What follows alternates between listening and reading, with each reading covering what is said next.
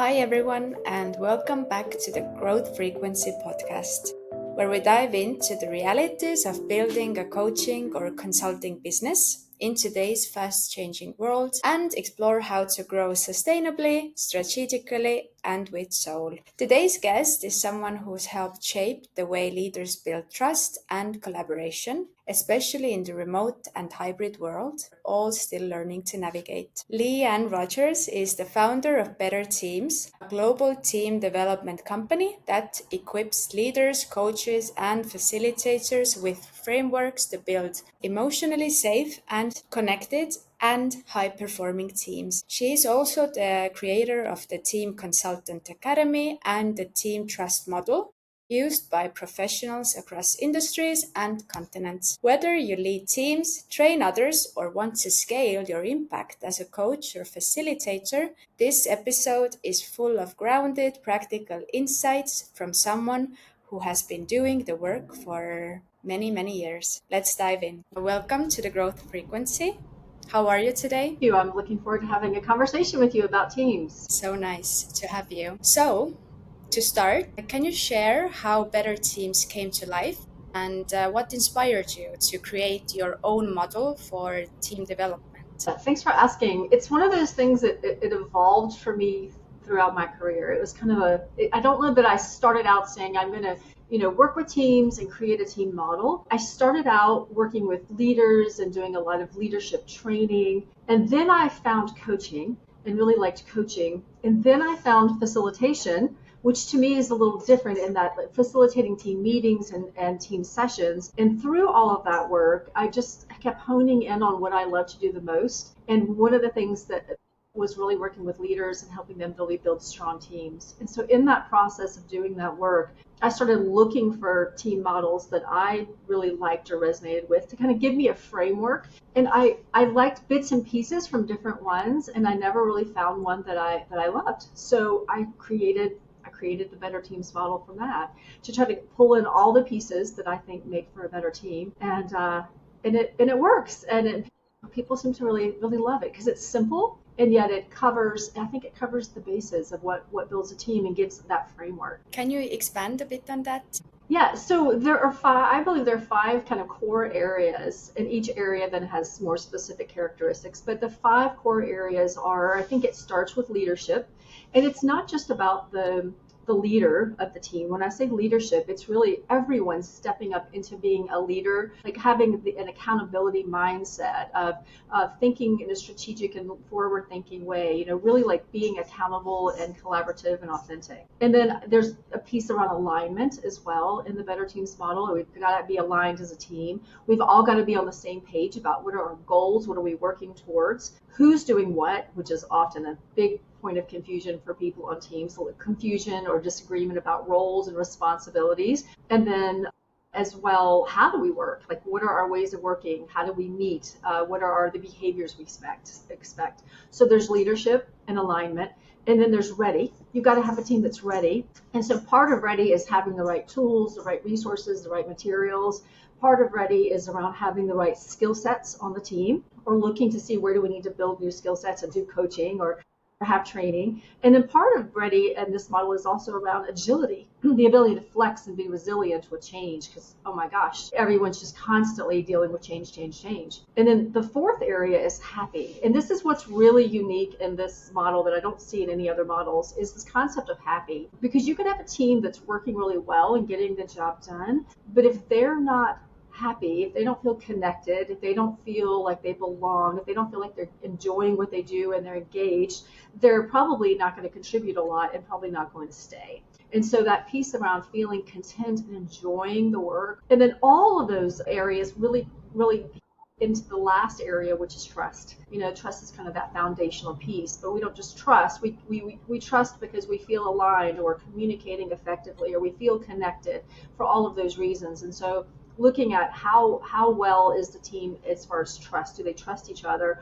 Are they willing to be really open and candid with each other? Are they willing to be vulnerable and say, I need help, or I'm not sure what to do here? And are they willing to really be transparent and candid and like speak their truth and like need each other and depend on each other? And so all of those elements kind of tie into me to what makes for a better team. There's lots of elements, and then having a model or a tool, and there's actually an assessment that goes with it, allows a leader or a team or a coach working with a team to assess the team by their basically self-assessing themselves, and then look and say, okay, what are we doing really well? Which of these areas are we doing really well? And then what are the areas where we're not doing as well or we want to be doing better? And then you can really drive the team and help them figure out what they need to do to be performing really well, and also to ensure everyone feels happy and engaged. That sounds so important. It doesn't seem to be very sufficient or long lasting to have a team working without those principles. So I really resonate with it. Yeah. How long have you done this work? I feel like my entire career path, which I don't want to date myself, but it's been a while, it has led me to this. But the Better Teams work really started about 15 years ago. And then the model and the assessment emerged more around probably 7, 8 years ago, from that work. So it's so interesting. You know how life is, like at least for me, like, I knew what I loved, and life, I just keep finding new ways to do the work and kind of honing in on what I love, and kind of changing gears a little bit here and there along the way too. Yeah, because the world changes, then we have Yeah. to change with it. Yeah, and we do too, I think, right? We kind of evolve, or we learn new things, or we discover, when I was younger, coaching wasn't even a thing. Like, there was no such thing as coaching. I would have probably gotten my degree in coaching had there been such a thing. So like things evolve and change, and yeah, hopefully we're changing and evolving with it, right? Yeah. What does your day-to-day look like between developing new tools and running the Team Consultant Academy and everything else? It's a really good question, and it's almost impossible for me to answer because I promise you, every day and every week is so different. Sometimes, like this week, for example, I'm preparing to launch a new Team Consultant Academy, so I'm doing a lot of back-end work to kind of prepare for that and reaching out and talking to people who are signing up. I'm meeting with you. I've got several coaching clients this week. And then next week, I'll be offsite all week with a client doing a leadership development training program. And so every week is a little bit unique and different, which I love, Laura. I think that's one of the reasons I love what I do so much is I get a lot of variety. So sometimes I'm working, in my home office, and other times I'm on site with clients. Do you meet your clients more on site, like face to face, or more online today? It's a great question. If it's a team, if I'm working, and so sometimes I'm just working with like a leader one-on-one with executive coaching. And in that case, almost always it's virtual because we're in different cities, even different countries. I have a lot of clients in Europe. And so even different countries. And so it's obviously going to be virtual unless there's a reason I'm meeting with their team or in the same city to have find a reason to connect that way. If it's a team, usually they are going to want me to come in person and work with that team. Sometimes for budget reasons or other reasons, I'll do virtual teamwork as well. But usually, so teams is usually in person and individual work is usually via Zoom or Teams or some sort of system like that. Okay. What trends are you seeing in how leaders are approaching team building, especially in remote and hybrid contexts? I think there continues to be a lot of stress and overwhelm leaders are experiencing, and their teams are too. There's just so much change happening externally, like, maybe because of policies or the tariffs or things like that are occurring, or internally, seems to be a lot of mergers and acquisitions happening now, which creates a lot of turmoil and stress for people internally. It just seems like there's a lot of overwhelm right now with the amount of change and complexity happening, and just keeping pace with that. We get fatigued when there's just too much change, and and then you think of technology and all the AI and everything happening. So I think there's a tremendous amount of overwhelm right now, which can lead to people feeling tired or even sick or just burnt out and worn down. And it's harder to lead others and inspire others if you're not feeling lit up and engaged too. So that's probably one of the biggest challenges I see right now. And like no end in sight, like no clear end in sight. So figuring out how do we live in this tumultuous, crazy world that we live in and still, have healthy boundaries for ourselves and for our teams and still do good work. Like it's really, I think, a massive challenge right now. Yeah, the world seems a bit crazy at the moment. Like so much Yeah. is happening on every continent. So people seem more anxious and more worried about everything here in the Baltics as well. So I have to agree with you on that. Yeah, yeah. And then if you throw in on top of that, like a team, a big organization, I have several right now that I'm working with where they're in the process of trying to acquire or be acquired and the concern about that. So it really makes me think, Laura, like we spend so much time at work and with the people that we work with. So figuring out how do we come together at work, certainly outside of work too, but since we're talking about work, how do we come together and feel like supported and heard and, you know, um, like finding the ways to like get the support we need at work, I think can be really valuable because when you have colleagues, like I have some amazing colleagues that I work with and they're in it with me, right? And if it's tough, they'll brainstorm with me, or if they're having a tough time, I can brainstorm with them. So I think creating really healthy, strong teams helps us get through these tough times and can feel like really like inspiring and exciting instead of like overwhelming and stressful, or more exciting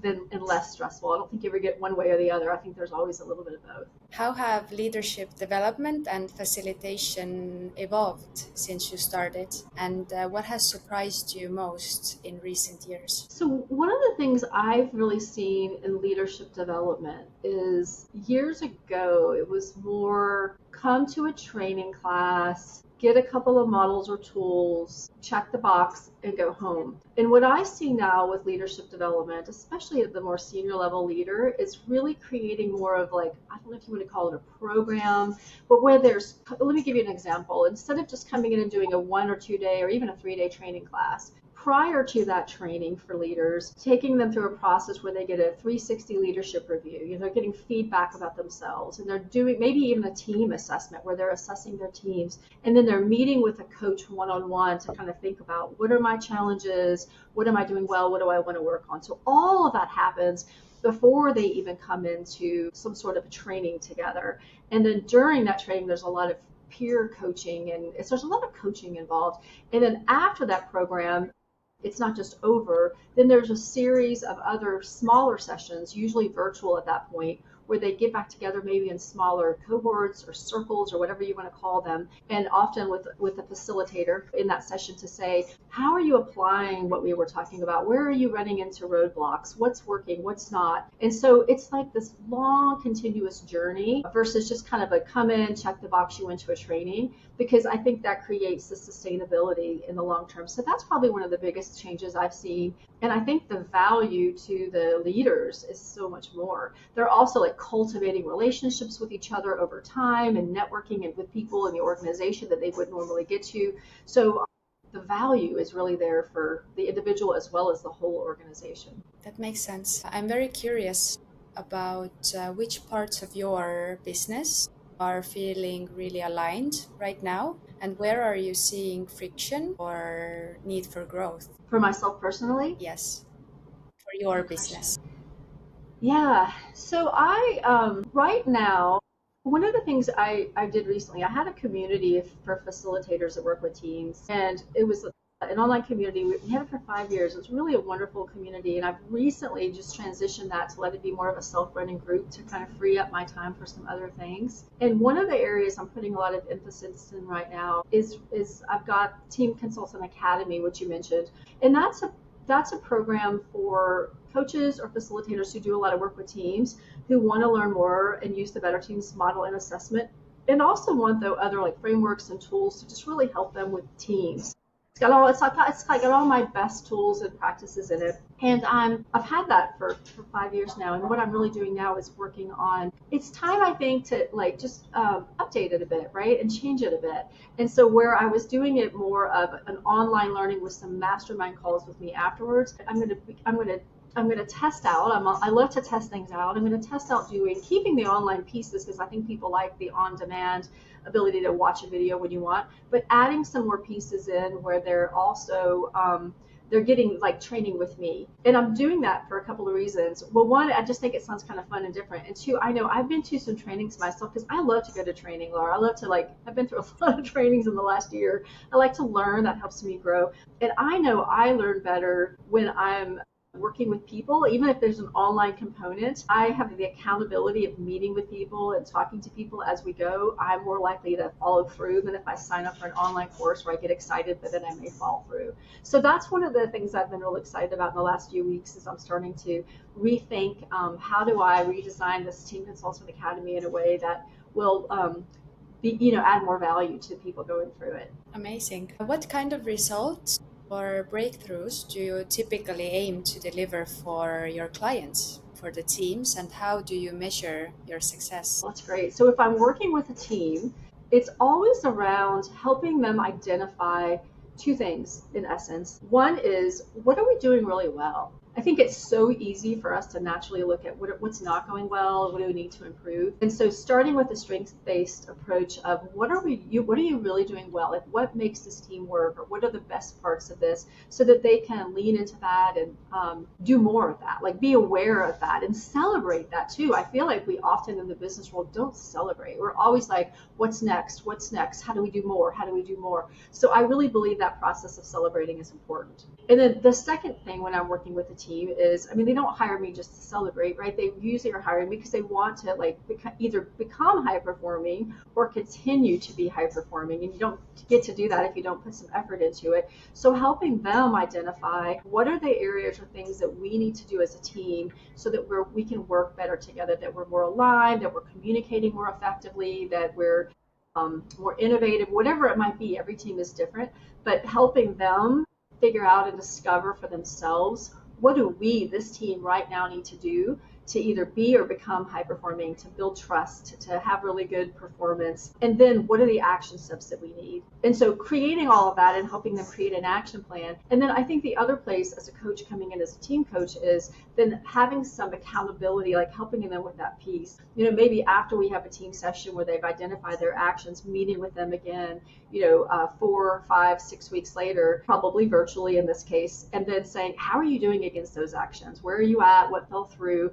Because sometimes people can leave a team session excited about what they're going to do, and then they get back into the real world and it's busy and it's crazy and all those kind of good ideas fall away. So I think that ongoing accountability is a really important part of team coaching as well. Yeah, it is also that they know that you will follow up with them. So they know that you're gonna ask the question, like, how has it been? What have you done?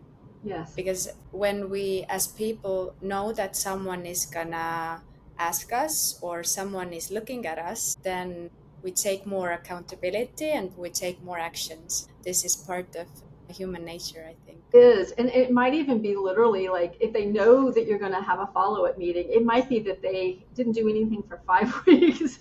And then the day before, they're like, they're going to ask me and I'm going to have to say, and they get it all done. And at least they're getting it done. But you're absolutely right. There's something about the accountability factor, which is important. And so for ourselves and for others, that's part of building a high performing team. So having those kind of systems in place. And I think as well, having that external person, sometimes the external coach, there's something different. I've had, sometimes something about being external in some ways is unfair. I've had people say before, you're saying something that I've been saying for a long time and no one listened. And so there's something about having an external person come in sometimes that people will listen, or maybe they'll just hear it in a slightly different way or be more open to it.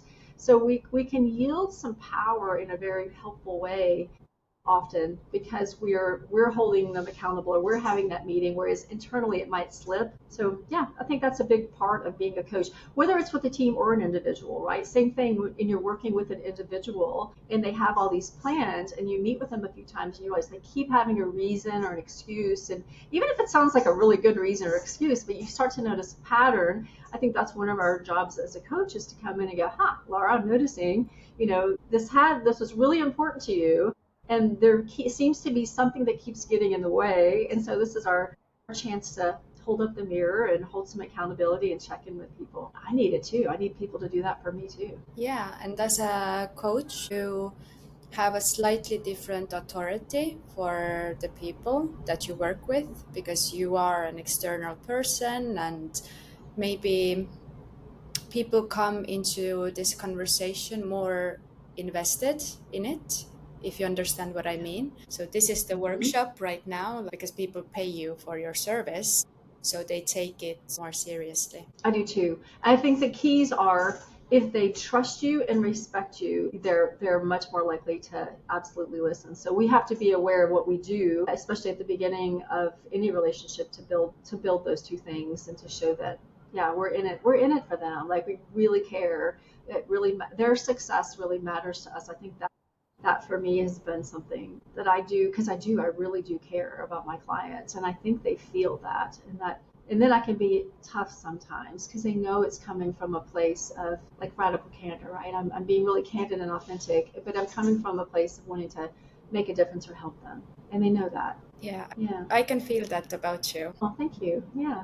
Well, I think probably all of us in the coaching field, we probably all have that, right? We like people. We want people to find their way, to feel fulfilled. Like, I think that's probably why I have a lot of really good friends that are in this field because they're people. I like them. What are you most excited to build or expand in your work in the next maybe 6 or 12 months? Do you have any programs or new directions coming up? Yeah. So the Team Consultant Academy is one which I've already talked about. The other thing I've done recently is I've gone through. It's called PQ training or Positive Intelligence training. I don't know if you've heard of it. A lot of coaches go through that. It's a really good program, and I'd like to do more of that. Like I'd like to dig into that class a little bit more and put that into practice. It's a lot around positive intelligence. Is a lot around being aware of the voices in our head that get in the way, the judge, the critic, the avoider. There's a bunch of them. There's like 12 of them, and then helping people. There's an assessment you can take. It's a free online assessment, by the way. If you look up PQ, anyone can take it, and it gives you an idea of what your top saboteurs are, is what they call them. And then how do you become aware of your saboteurs, the things, the thoughts that get in your way and overcome them? And so that's something else I'd like to explore more, get more into. Oh, and here's a fun one, Laura. This is kind of interesting. It's a really new concept for me, but I mentioned to you when we first were setting this up that right now my husband and I are living in New York for a couple of months this summer. It's kind of a bucket list dream thing. We've always wanted to live in New York, and so this is like 2 months of pretending to be New Yorkers. And one of the things I started doing here was taking an improv class, and improv comedy. If one doesn't know what that is, it's just like where you get a word and you kind of start making it up as you go. And I have fallen in love with improv. And so I've been going to all these drop-in classes here. I've probably been to 8 classes. I'm trying to get as many in as I can because there's not a real place close to where I live normally that has this. But I think it could be a really fun addition to work with teams and to do some improv work with teams. Not everything, but pieces of it are around teams because improv is all about really like listening, focusing, paying attention, and then like it's about yes ands. Like whatever someone's saying is like building upon that. So I'm playing, and I know there are people who do improv sessions with teams, and so I haven't figured that out, and I'm very much a newbie. But this is kind of a new thing that it surprised me. It kind of came out of nowhere, and I'm feeling really hooked. And so I want to see how I can tie this in and use some of this in my work with clients as well. Super interesting. Do you think that improv can help people with maybe like social anxiety or fear of public speaking? Because I think you have to really let go and trust yourself to do the improv. Am I correct? Yes, and I'll tell you, like, my hands sweat every time I go to this class. Improv is so much about being present and really listening and getting out of your own, what am I going to say next that's brilliant or funny or clever? It's really about like being present with someone. So I think it has so many positive things. Like you said, if you have social anxiety, I mean, going to a cocktail party and having to make conversation, you'll learn how to like listen and just build off of what someone said, or being comfortable in front of people. Absolutely. Even in coaching. Yesterday I was at a class and I had a coaching friend come over and come with me for the first time. And there was another woman there who was a therapist. And it was so funny. And he was complimenting the teacher complimented three of us on our ability to listen. And I'm like, well, we probably are good at listening because this is what we do professionally.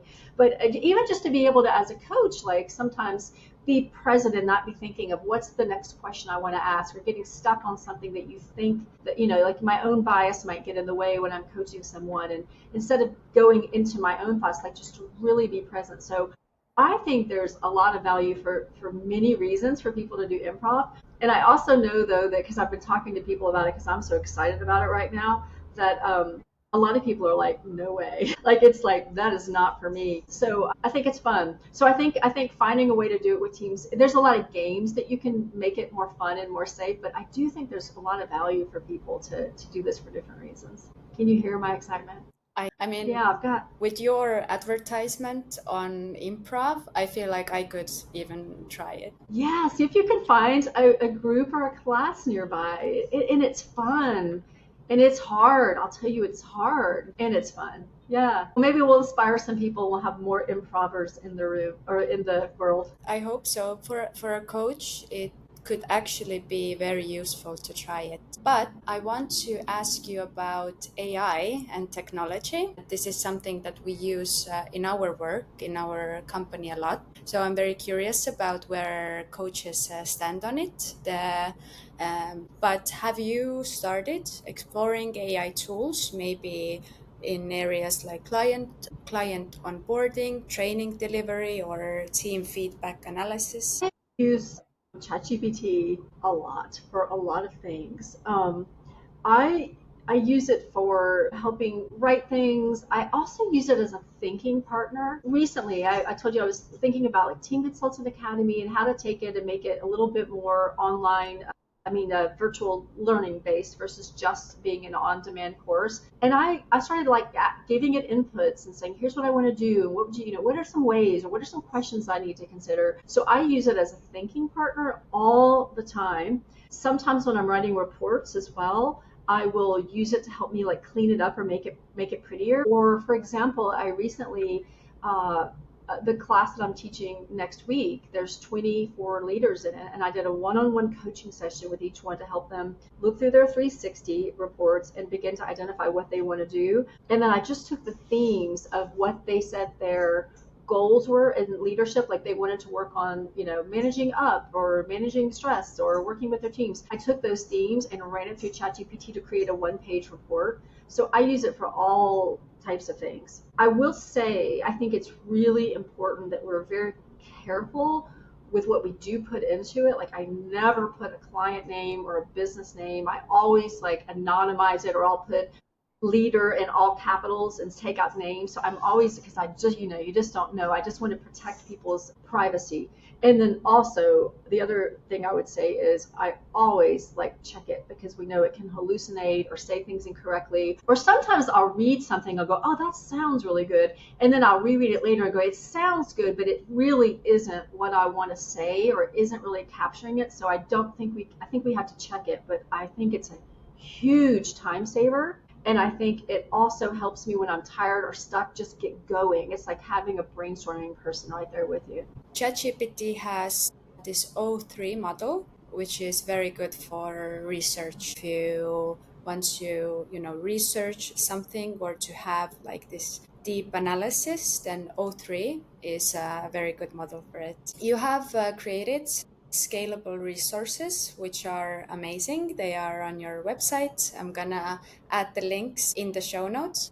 But you have different things from toolkits to full programs. What has worked best for you in terms of marketing and visibility? How do you market yourself? Yeah, I don't do a lot of marketing. What has worked for me is for about 5 years, I blogged consistently, weekly, almost every week. And the blogs are on my website. And what I put in them mostly was team building activities, simple ones. Yeah, I love that. Like, I think for anybody who works with teams, you're always like, what is a new idea? I need something creative. We get tired of the same old thing. And so I put those little short little blogs with team activities for 5 years out there. So many people ended up linking to my website from that. It just kind of has, and I haven't blogged, honestly, I haven't blogged in over a year. I kind of got tired of doing it and I stopped. But I've got so much out there that's like timeless. So people know that too. If you're looking for just team activities, go to better-teams.com and just go to the free blogs and just dig for things. That helps. The only other way I've really actively marketed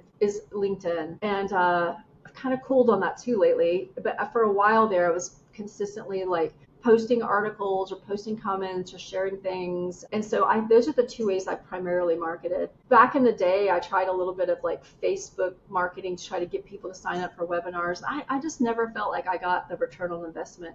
So for me, by the way, what I should explain is I did the blogs and then I would have where sign up and get the blog every week. So people would give me their emails. And then I have this email list. So now I have a really large email list that when I do want to market like a new Team Consultant Academy, I have a large email list that already knows me, that's familiar with my content. There's already some trust built up. So when I market something, that's usually where I start. And it took me years to do it, but it was fun. I had fun building those blogs along the way. And I think I've got now kind of something. I love that it's a free resource for people. I love that I can give that to people. From that, they can really get to know you better, to feel your vibe, to build trust. So the free resources, the podcasts, blogs, newsletters, these are very important. I use Instagram a lot. I just got into the LinkedIn. My page is quite fresh because I didn't have time for it before. For me, Instagram has been the main thing, and a lot of engagement has come from it, especially with younger generation. Actually, social media can be a very powerful marketing tool if we know how to use it correctly. Yeah, you're right. And like this podcast, you're bringing something, you're giving something of value to people. And so through that, they're going to be like, oh, Laura has good stuff. She's putting this good stuff out into the world. They get to know who you are. They see what you value. So you build this trust and rapport with people that you've never even met because they will feel like they know you through your podcast because just like your face and your voice and all of that. So I think that's and you're doing a good thing. You're putting good content out into the world to make the world a better place. Thank you. Yeah. But which of your offerings tend to create the strongest transformation for your clients? Is it the academy? Is it the team kits? Or is it the in-person workshops? It's a good question. They're different audiences. So Team Consultant Academy is really geared towards facilitators or coaches who are working with teams. And so it's giving them like tools and resources that they can go use. So like that's a different kind of value than if I were working with a team myself where I'm the team coach or consultant or facilitator and I'm helping them like figure out what they need to do. So it's hard to say which is more. They're different. I mean, they're different audiences with different needs. And I like to think I'm bringing value to both. I'm sure you are. Okay, 2 more questions. Okay. How do you track your success? Is it feedback? Do you have repeating clients or do you collect impact stories? How do you know that you did a great job? These are such good questions. So I think I'm not a numbers kind of person. I'm very much a more creative type of person, so an intuitive person. So for me, success is, I think probably one of the biggest ways I know I'm successful is repeat work or referrals. And if someone has me back, like, I worked with a team one time and they said, we've had great facilitators in the past, but we always like to have a new facilitator every year, but we want you to come back next year and do it again. And then they had me back again. And then they just had me back for their 4th year. So like, to me, that's a subjective way, but it's a way to go, okay, they liked me enough that they kept me coming back for 4 years in a row. Like that would be an example of a way I would measure success. And then like if it's Team Consultant Academy, are people purchasing it and are they liking it or are they telling me that they're using it? So definitely either people sharing with me what they want or me reaching out and asking for feedback as well. And I think with individual clients, it's, are they, for me, do I see them stretching and growing? Are they like leaning into the things that they say, or are they kind of stagnant? Like that would be, is this working or not? So I think it is very subjective for me, how I define success. There's a lot of like emotion in it for me. My last question would be, I love to ask people that if you would have a magic wand and you could solve one problem within your company or within your work, what would it be? Oh gosh, if I could have a magic wand, what would it be? Thinking. I think if I had a magic wand, I don't know if this is this is what came to my mind. So I enjoy being in person with clients, but I don't like to travel. Like it drains me to travel, and so I like to do more and more work from home. Although when I'm there, so I think what I would do would create some sort of machine where I could just be there and be home and not have a day of travel to get there and a day of travel to get home. Like I would eliminate all of that where I could still be with people and not have the burden of the travel to get there and the pain of figuring out where to go and what hotel to stay at and what's the best way to get there. You have to find you new clients from your own town or the city then. I live in a little tiny island. I know I live in a little bitty place, and or do more virtual work, right? Which is one of the reasons I think I love coaching is you could coach anybody, anywhere, anytime, because we can all do it like we're doing, like we're talking right now. Yeah. Yes. And the virtual part of our job makes us appreciate the in-person connection even more. So when we can do, one part virtually and then have like those in-person meetings, then this becomes like more of a special occasion or more special thing that's happening. So we appreciate it more. Yeah, it's really fun. I think especially probably everyone has, but especially since, the pandemic and we all became online and just so many people there's so many like people that I know and really have gotten to be good friends with or colleagues with that I've never met in person. And when you do get to see them in person, it's really like, oh wow, you're like 3D. It's so fun. Like there's a different energy. You're right. It's really like a treat. You're absolutely right. It's such a treat to see someone in person that you normally only work with online. Yeah. Thank you so much for joining us. The conversation was really interesting and so fresh and rich. Thank you, thank you, thank you. I wish you all a good day and see you in the next episode. Excellent, Laura. Thank Thank you so you. much. Bye.